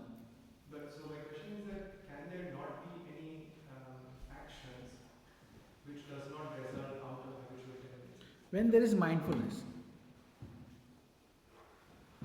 If there is mindfulness, then the actions can be without habitual tendencies. Because you can 6 hours craving for a cake and have a salad, Yes. wholesome. So then it is not based on habitual tendency. So then, but then there is birth of action, and then there is also death, suffering. So suffering, death. So what has happened is when you 6 hours the craving for a cake, the habitual tendency for the cake has not arisen. The birth of action for buying the cake is not arisen. The ending of the cake and guilt which happened with having the cake why did I have this cake? I am always like this, and I cannot control myself, and all these things which is like sorrow, lamentation, does not happen because you have siksad and you have had something wholesome, which is maybe salad, and then you have maybe some nice feeling that okay, I have done something good. So when this can happen is only when you are mindful. If there is no mindfulness, then you cannot have any action which are not related to habitual tendencies. So one of those phrases we use for others is, he always does this. He is like that only. The Indian phrase which is there, he is like that only. So we say that, no? Yes. Bhante, so just to kind of clarify, so for example, let's say somebody goes to university, they've never smoked or drank in their whole life, never really been attracted to it, but they are suddenly of age and are able to smoke, and because they're curious, they try out a cigarette. Would you say then that the habitual tendency is curiosity? It also, as I had mentioned, that not 100% of the students who go to university drink and smoke. Okay? Some of them don't. So just because there is an environment does not mean that you do it. But there are certain things which are attracting, certain beings which are there, individuals which are there, have a tendency towards getting attracted to the bad things, or maybe cool things, or just be a part of the group, whatever may be there. And then he starts being a part of the group. And a certain will not do it. So Bhante, just to kind of clarify, what is the habitual tendency in that action? Habitual tendency could be anything. As I said, the habitual tendency could be to be a part of the group, a very much desire to be a part of the group. It could be to be looking cool. It could be that if he does it, then it is okay for me also to do it. Approval. So that could be the thing which is there. And some people may say, oh, is it possible also? It is possible to gain those things over there. But when I was there in school, it was not possible for me to get. Then he may just use it. So there can be multiple reasons for that. And that is happening because those things are preset. You are coming with a preset triggers, and that those are getting triggered as you are doing it. And as you are doing it and it gets preset, then you are bound by it. You are get tied into it. Okay? And as you understand, you are able to let go of those things. And so if you had taken up some habit, then you say, oh, this habit is not useful for me. Then you can, every time that habit comes, like there is a behavioral thing which they do is for cigarette smoking. They give tic-tac box. So what is the action? There is a desire for having a cigarette. You go into your packet and take out a box. Open the box, take out something and put it in your mouth.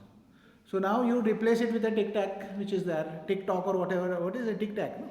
So there you take out a tic-tac box. You open it, remove one of that candy and put it in your mouth. So then you are replacing this habit.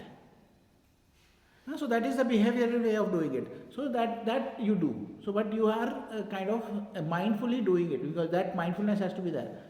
And that mindfulness, when it comes, then your actions can change. Okay? So I'll just finish this reading. Students, remember this discourse of mine briefly. So this of the Buddha's is a brief, a short kind of discourse which is there. There are many in Digha Nikaya which if we read, it will be full night we have to read till morning. So they actually do that also sometimes. They read whole night. So, as deliverance in the destruction of craving. But remember, the student Sāti, son of a fisherman, as caught up in a vast net of craving, in a trummel of craving. So, because he is a son of a fisherman, the example he is using is also fishing terms, net of craving. Trummel is also a way of kind of catching fish. He is getting caught in the cravings. So, example also, they have a little bit of, this is called monk humor. Joyous wisdom, monk humor. This is what the Blessed One said. the students were satisfied and delighted in the Blessed One's words. So one of those things is Mighara's Mata is also like a funny way of referring to, or Mighara's Mata's palace. So there is some joy and lightness in their being also. That's how what we say in the fast, no? Don't take it too seriously. It's a practice which is of lightness, smiling. It is not a heavy, don't make it into a heavy kind of practice. There is one question, I'll just take this. Where anger, so this was I think yesterday's, there is no new questions. I have dealt with this. So any questions now? Yes. One that I'm interested to know if there's a teaching or an idea of the relationship between the mind and the heart. There are many other teachings, like heart is also called chitta. So there is one other concept is heart mind. So in Thai, they when they are talking about the mind, they point over here to the heart. So certain emotions which are there are related to the heart, like the heartbreak which is there. So if there is a actually relationship breaks or something like that, there is an effect on the heart. That's the reason people. Love is also there from the heart.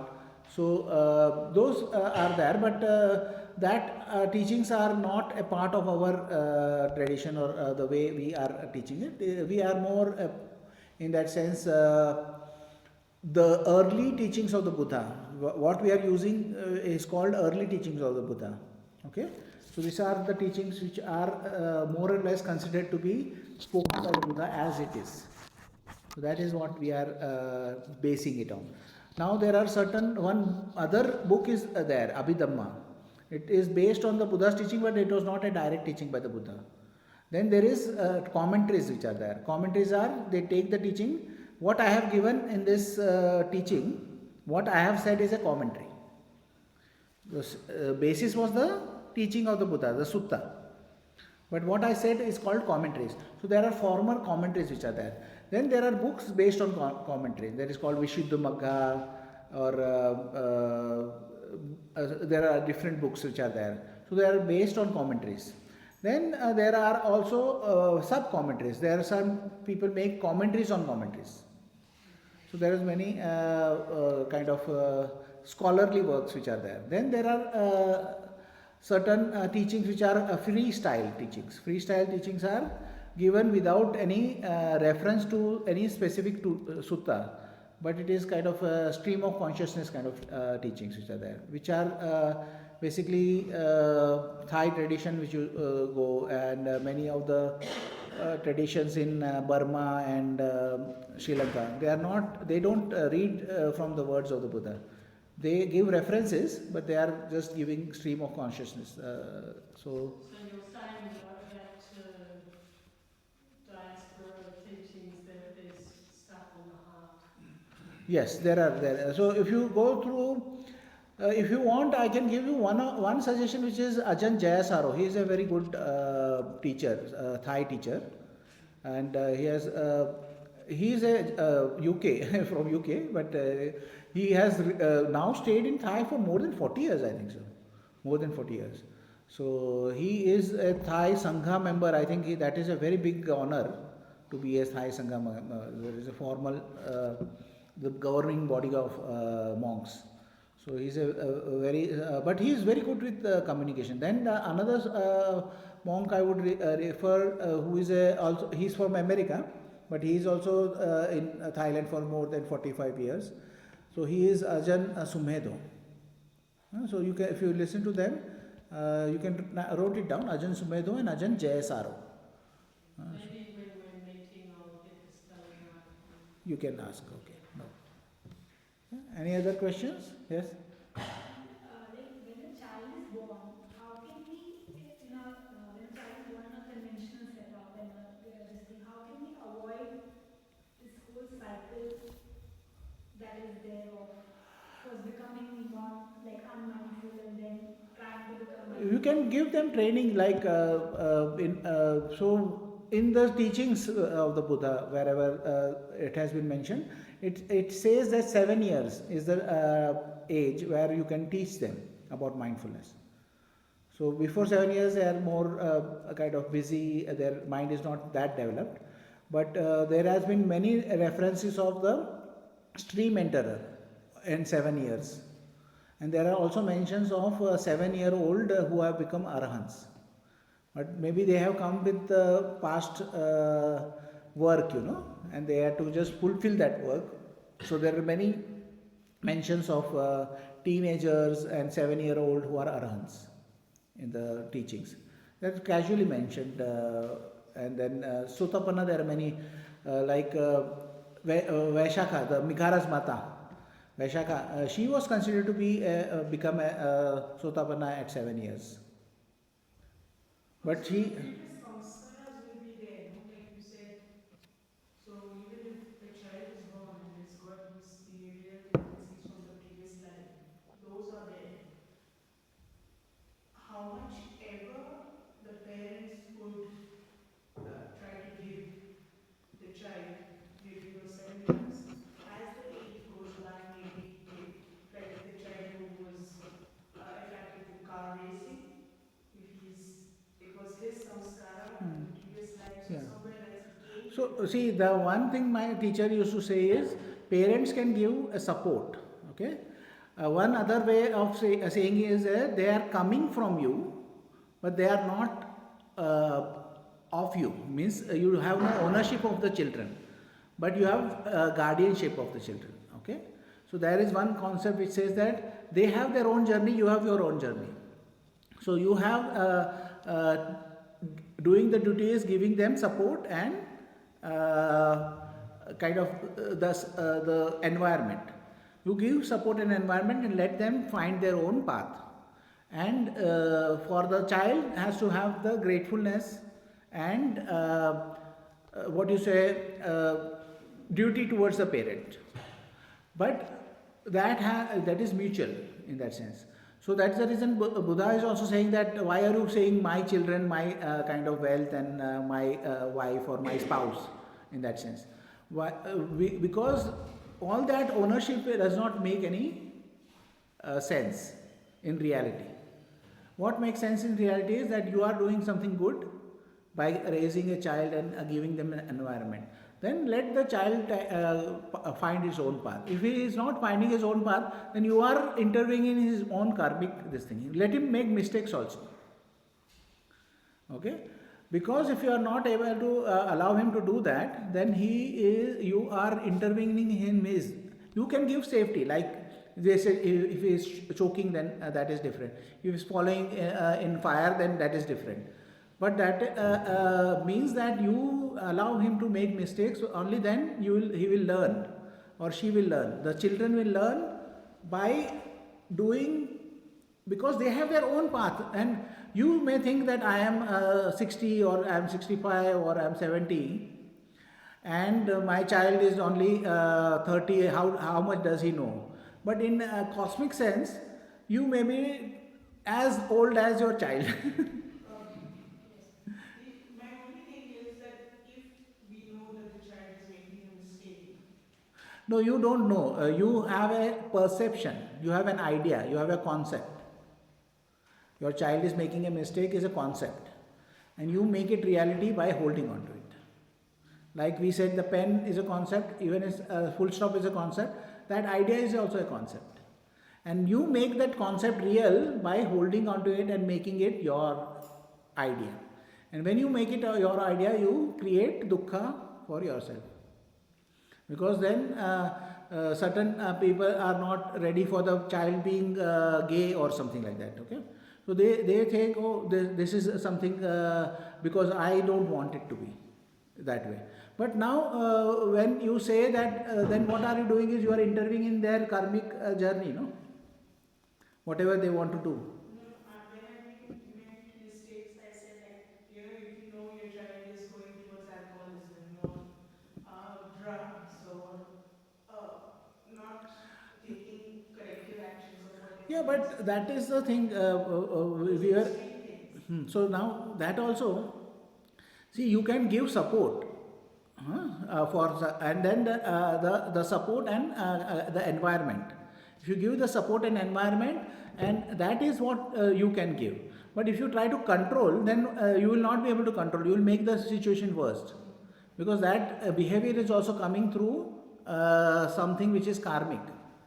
Okay, and that is something that has to resolve on its own. So the taking of the responsibility or taking over the life of others is taking over the karmic responsibility, and thus it is a kind of a fine balance for parents. Parents is a fine balance, So how to support and give an environment and not be intrusive. So then for India it is very difficult. Very difficult. My mother, I had a mother. So my mother was very open, My mother and father had become Baha'is, They had renounced their own religion and become Baha'is. And after becoming Baha'i also, my mother used to go in the Baha'i circle and say that at first I am a humanist and later I am Baha'i. So humanity as the first religion, she used to say. So she also was not very controlling. She you want to do anything, you do. Okay, you want to follow any religion, you follow. So we did follow certain things. We went to follow some guru over here. We were following something other. We were following tapping. We were doing tapping also. We were doing Ho'oponopono from Hawaii. We were going to a Agni kind of follower who does yagnas. So we used to follow him also. My sister used to go and stay in Aurobindo ashram. So we did a lot of things. Then ultimately I became an atheist. She was okay with that also. She was but still she was very controlling. After being so open and minded, she had triple postgraduate. She had MA in English, MA in child psychology, MA in education, MA, that is Master of Education. And still she was very controlling and this thing. So for mothers, for this kind of well-educated and kind of broad-minded mother also, controlling is coming naturally to mothers, So that is something habitual tendency one has to give up. It is difficult. If my mother, I had to say that go to Vipassana meditation, she would have taken out a chappal and given me a whack. But that is that. And I'm telling you very frankly, my mother passed away, and that is when I could become a monk, because if I had, my mother was there, I myself would not, because I was also attached to my mother that much, I would not have become a monk. So that is the thing which is there in Indian families, It is a kind of commonality.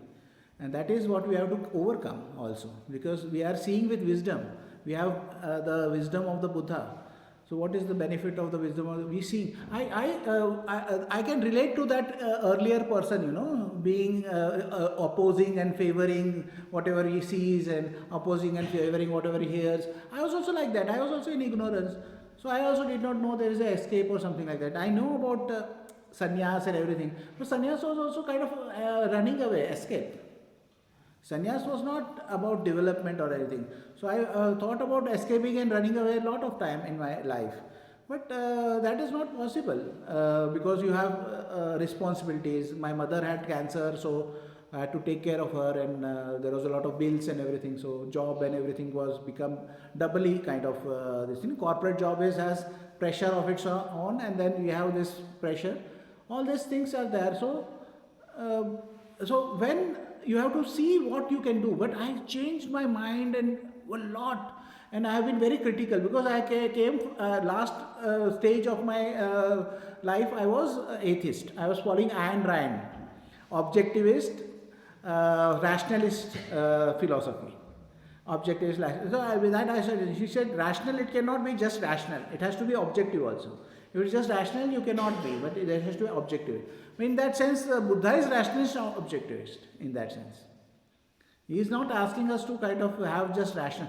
In Buddha's teaching also, rationality, he says, you cannot just depend on rationality. So, we learn and kind of develop when we get understanding, and then we act on that understanding. If we don't have the understanding, we would act old understandings only, no? Then I cannot escape it, because I got that opportunity. And then my karmic energy should be there, because when I was 10 years old, I used to listen to Goenkaji, Vipassana, and I used to listen to all spiritual leaders. I used to listen to there was a Sikh spiritual leader who used to come. There were Hindu spiritual leaders which used to come. One I was following and I liked his speeches. He went to jail later in life. Bapu, I don't remember now, but it's Bapu. He went to jail. Now I think he's still in jail. So that guy I used to follow. I used to follow everybody. Because one of the things which I used to read Reader's Digest. If somebody knows Reader's Digest. So there is quotable quotes which are there. So I used to agree with all the quotes over there. Oh, he is right. Now when I read quotable quotes, I will agree to, out of 10, I can agree with 1. Because there is an understanding I have developed. There it would say that 1 in the hand is better than 2 in the bush. That is a good quote which is there. Early bird gets the worm. But then all these things have an opposite thing also. If you don't venture out, nothing ventured, nothing gained. So if you don't go into the bush, you will not know the two. So but 1 in the hand has to be given up. What is the correct kind of the saying? 1 in the bush, 1 in the hand is better than 2 in the bush, or nothing ventured, nothing gained. So now you get some clarity, some awareness, and some understanding. Then you say, okay, there is certain things which are different than those framing. Then you have a new way of framing. So that is what the Buddha's teaching helped you to frame and get into that context of understanding. Okay? Yes? So the retreat, we have less contact. So it's been designed in a way that, according to the chart that we just studied, we have less contact, right? We're not reading, we're not talking, we're trying to limit the stimulus for the feelings to arise. And therefore we're able to experience perhaps the relaxed mind, and there is enough, I think, controlling the volume so that we're able to 6R and Correct. You've read so much, you've done so much, and now I think about, I go out after the retreat and there's going to be this avalanche of information and things to do and all of that. So what does integration look like? That I'll tell in the last day. Last day is for that. Last day talk is about how to integrate, how to take it to your... so don't ask me those questions, because individually I have to repeat 20 times. I'll do that in one last. And now there is a process of learning. Last we'll talk about how to take it. And so is it true then that the moments where I experience a relaxed mind are those moments where there is no hindrance in the mind? Is that the state? Is it fair to equate it that simplistic? When you let go, the relaxation is present. The tension is there because of the constant opposing and favoring. Opposing and favoring is there, that creates tension. And when there is opposing and creating is not there, then that relaxation is evident. You are observing the relaxed mind. And so that state is where the mind does not have a hindrance then. So Yeah. that is the experience of a mind without hindrance. Correct. Those moments. Yeah. Because when hindrance is there is always tension and tightness. Okay. Okay. One last question. If nobody else. Has there been neuroscientific research done on the 6 R's? There has been, there was one of Bhante's students who was kind of studied with whatever neuroscience thing about cessation. I am not convinced about the cessation itself, that he could go into cessation, but the study itself has many things about how this process of the mind changes. At least he goes into a very quiet state of mind. Yes, because as I'm experiencing and I'm being it, so I'm